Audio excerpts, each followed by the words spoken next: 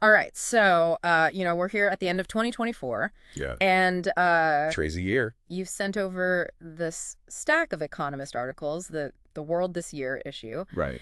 And wow, just even flipping through this thing, I can tell Oh, yeah. 2024 had it all. It really did. I mean, we've got elections Ugh. that totally reshaped things. Big time. We've got wars that are sadly still going on. Yeah. The global economy's, well, it's doing its own thing. It always is. And then you've got AI just advancing like crazy. It's both exciting and scary. A little bit of both, yeah. Yeah. Oh, and a little sprinkle of space exploration on top of it all. Just for good measure. Right. It's a lot to take in. It really is. Like, how do you even begin to make sense of it all? Well, that's kind of what we're here for, right? That's the goal. To try to piece it all together, Mm-hmm. see if we can extract some actual insights. From this mountain of info. Exactly. Yeah. So I think a good place to start is with the Economist's overview piece. Mhm. It's titled, What to Make of 2024. Catchy. Yeah. And they talk about this tension Right. between, what seems like a crumbling world order, Right. and at the same time, the surprising resilience of democracies. Interesting. Yeah, and this statistic just jumped out at me. 76 countries, Wow. representing over half the world's population, held elections this year. That's a lot of elections. It is. I mean, you've got the UK ousting the Tories. After 14 years in power. Yeah, you've got Modi needing to form a coalition in India. Right. And then South Africa, the ANC lost its majority for the first time. Since the end of apartheid. Exactly. That's huge. It's like this wave of change. Mm-hmm. But then, you look at a place like Georgia. Oh, yeah? What's happening there? It's, well, The Economist has this keep it on your mind piece. Okay. And it doesn't look good. Yeah. This controversial foreign agent Right. accusations of rigged elections. And now these mass protests met with, well, police brutality. It's a reminder that democracy, Yeah, it's fragile. it really is. Even in places where we thought it was Yeah. well established. Like, you can't take anything for granted. Nope. Okay, but let's move on to something a little more, A little lighter. well, maybe not lighter, but definitely dramatic. Okay. I'm intrigued. America in 2024. Oh, boy. Where do we even begin? I mean, Donald Trump is back in the White House. I still can't believe it. Right. A criminal conviction. An assassination attempt And he still managed to win. with the help of, well, Elon Musk. Elon Musk. Tesla stock must be loving this. Oh, yeah, through the roof. It's like a movie plot or something. It really is. But beyond the spectacle of it all, Right. what does a second Trump presidency actually mean? Yeah, like, what are the real But implications? especially for the global stage, right? Exactly. And get this. The Economist endorsed Kamala Harris. Oh, wow. That's interesting. I was surprised, too. What do you think that says about their perspective on things? I mean, on the one hand, there's talk of a Trump-led Middle East peace deal. Which would be huge. Huge. But then you've got these concerns about protectionism, Right. trade wars, maybe, Potentially. and even deeper divisions within the U.S. itself. It's a lot to unpack. No kidding. I guess the world's just got to wait and see what happens. Pretty much. A Trump presidency is always a wild card. Yeah, for sure. So speaking of uncertainty, Oh, yeah. let's talk about the conflicts that are still raging. Right. The war in Ukraine, Mhm. Israel's invasion of Lebanon, Right. the ongoing crisis in Gaza. It's heartbreaking. It really is. And then there's Syria. Oh, man. The Assad regime actually collapsed this year. Wow. And now an Islamist group has taken control of Damascus. That's a huge power shift. It really is. And the implications are far-reaching. I'm wondering about Iran. Yeah, They were so invested in Assad. they were. And their proxies, Hamas and Hezbollah, they took some serious hits from Israel. It's been a tough year for Iran. Do you think this is the beginning of the end for their influence in the region? It's definitely possible they've suffered a series of setbacks. For sure. But Iran's always been pretty adaptable. True. So it's hard to say for sure. And yet, amidst all this turmoil, Mm-hmm. there are these little glimmers of hope. Really? Yeah, people are talking about potential ceasefires in Gaza. Wow. There are whispers of a Trump-brokered peace deal in the Middle East. That would be incredible. It would. It almost seems surreal given everything that's happened. You're right. It makes you wonder if maybe, just maybe, Yeah. the human desire for peace Mm-hmm. is stronger than all the forces pushing us towards conflict. That's a hopeful thought. It is. Yeah, it is. All right, one last thing before we move on. Okay. The global economy. Oh, yeah. That It's not looking too great, is it? shaky, is putting it mildly. Right. We've got declining demand for electric vehicles. Mm. Tesla's been on a wild ride. Thanks to, well, Trump. yeah, exactly. And then there's Biden reigniting the trade war with China. It seems like the transition to sustainable energy Is proving to be a bit more complicated than we thought. That's for sure. And then there's this head-scratcher. What's that? The Bank of Japan. Uh-huh. They actually raised interest rates They did. for the first time in 17 years. Wow, why would they do that? That's the million-dollar question, isn't it? It's like they're going against the grain. Completely. Maybe they see something we don't. Could be. Or maybe they're just, messing with us. Who knows? But it's definitely something to keep an eye on. Agreed. So with all that economic uncertainty swirling around, Right. where do we go from here? What's next on our deep dive agenda? Well, let's shift gears a bit and head into the world of tech. Okay. Because things are moving at warp speed there. Oh, yeah, they definitely are. And The Economist has a lot to say about it. I bet they do. We'll dive into all that right after the break. Sounds good. All right, so we just took a deep dive into the global economy, Yeah, it's a bit of a mess out there. to say the least. But hey, that's why we're here, right? It's to try and make sense of it all. Exactly. So as we sift through these Economist articles, Mm-hmm. there's this one piece that really caught my eye. Oh, yeah. Which one? It's called Planetary Change. Okay, I think I remember that one. And it talks about, well, get this. The Earth is getting dimmer. Dimmer. What do you mean? Like literally losing its shine? Really? I thought that was just a metaphor. Nope. Apparently it's a real phenomenon. Huh, interesting. Yeah, and at first I thought, okay, so the Earth's a little less shiny. Right. Why should I care? Yeah, what's the big deal? But then I kept reading, it's actually linked to global warming. Oh, okay, now you've got my attention. So it turns out our planet's albedo. Albedo. Yeah, that's like the amount of sunlight it reflects back into space. Okay, I vaguely remember that from science class. Right. Well, that's been decreasing since like the early 2000s, So less sunlight is being reflected. which more heat is being absorbed by the Earth. Exactly. And that's not good. No, it's not good at all. So what's causing this dimming effect? Well, here's the kicker. It's actually tied to our efforts to reduce air pollution. Wait, what? So cleaning up the air is making the planet warmer? Kind of, yeah. That doesn't seem right. I know, it's counterintuitive, but it's because of those tiny sulfate particles. The ones that create smog. Yeah, they also act like tiny mirrors, reflecting sunlight back into space. So fewer particles mean less reflection. And more heat trapped on Earth. It's like we've accidentally messed with the planet's thermostat. It's kind of a cosmic oops. Yeah, a big one.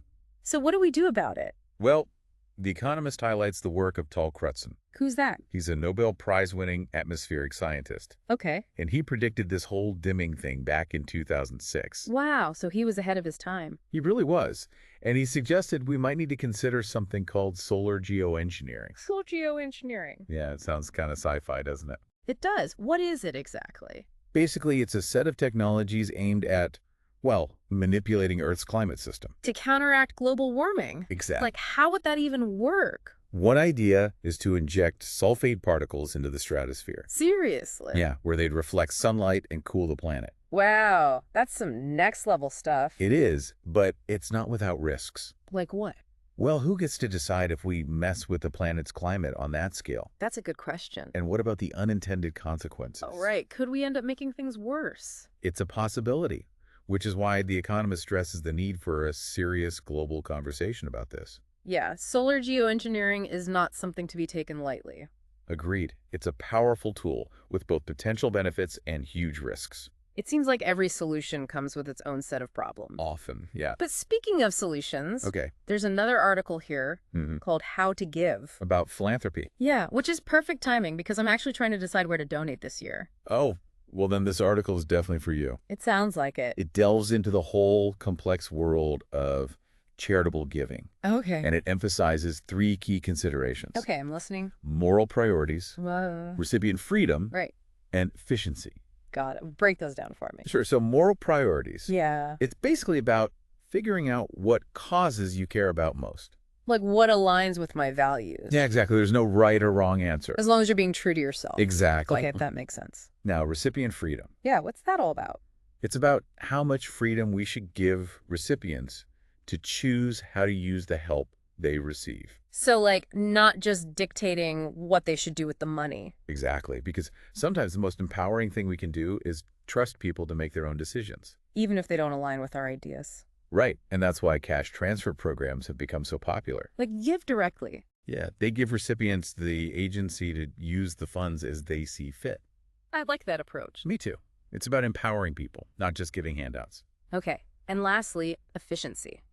Yes. The all-important question of how to make our donations have the biggest impact. Exactly. How do we know if our money is actually being used well? Well, the article stresses transparency and accountability. Okay. Charities should be upfront about their goals, their methods, and how they track progress. So do your research. Exactly. Choose organizations that align with your values and are committed to evaluating their impact. It's about being an informed giver. Absolutely. Not just hoping for the best. Well said. So we've covered planetary dimming and charitable giving. Two very different topics. They are. But you know what? They both kind of make you think about About what? the long-term consequences of our actions, both individually and collectively. Yeah, that's true. Like, how are we shaping the future? And what kind of future do we want to create? Exactly. It's something to ponder. It is. Now, if we're talking about shaping the future, Mhm. there's this other article that I found really intriguing.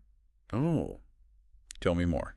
It's about the resurgence of interest in ancient Rome. Ancient Rome, like togas and gladiators. Yeah, I was surprised too. So what's driving this sudden fascination with the Roman Empire? Well, the article suggests it goes deeper than just entertainment.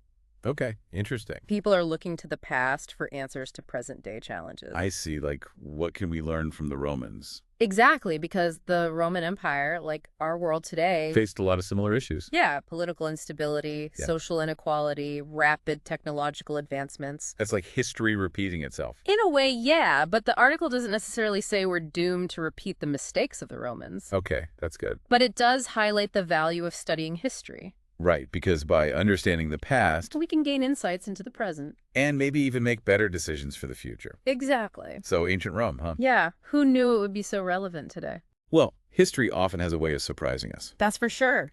So we've gone from the dimming of Earth to the wisdom of ancient Rome.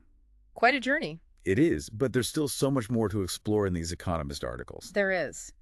And I think it's time we circle back to a topic that's been weighing heavily on our minds. Which is? The war in Ukraine. Ah, yes, the conflict that continues to cast a shadow over the world. It's a tragedy that just keeps unfolding. And with no end in sight. The Economist dedicates a significant portion of this issue to analyzing the war. They do. It's a complex situation with far-reaching implications. What stood out to you from their coverage? One thing that really struck me was the resilience of the Ukrainian people. Yeah, it's incredible. Despite facing overwhelming odds, they've shown such courage and determination. It's truly inspiring, even amidst all the heartbreak. The human cost of this war is just devastating, And it seems like it's turning into a brutal war of attrition. with both sides digging in for a long and bloody fight. Sadly, yeah. The Economist also highlights how the conflict has exposed the fault lines in the global order, Right, forcing countries to choose sides. or walk a very precarious tightrope of neutrality. It's also a stark reminder of the dangers of relying on authoritarian regimes for essential resources. Especially energy. We're seeing the consequences of that dependence play out in real time. It's a wake-up call for the world, So this war is reshaping the global landscape in profound ways. and the ripple effects will be felt for years to come. No doubt about it. The stakes are incredibly high, not just for Ukraine. But for the future of global security and cooperation. Exactly. We're at a pivotal moment in history. I think that's a good place to pause for now. Okay. We've covered a lot of ground, from the dimming of Earth to the war in Ukraine. And everything in between, But there's still one more crucial area we need to explore, which is... the world of tech, where innovation is happening at breakneck speed. I'm ready for that. Me too. Let's dive in. Okay, so we've talked about some pretty heavy stuff today. Wars, the economy, even the Earth, like, losing its shine. Yeah, it's been a lot. But let's shift gears a bit Okay, I'm game. and talk about something a little more, well, hopeful. Hopeful in 2024. I know, right? But I think we can find some. Okay, I'm listening. Let's talk tech. Ah, yes, the land of endless possibilities. Exactly. And you know, these Economist articles, Mhm. they're full of incredible breakthroughs. Like what? Well, we've got AI advancing at like warp speed. It's moving so fast it's hard to keep up. I know, right?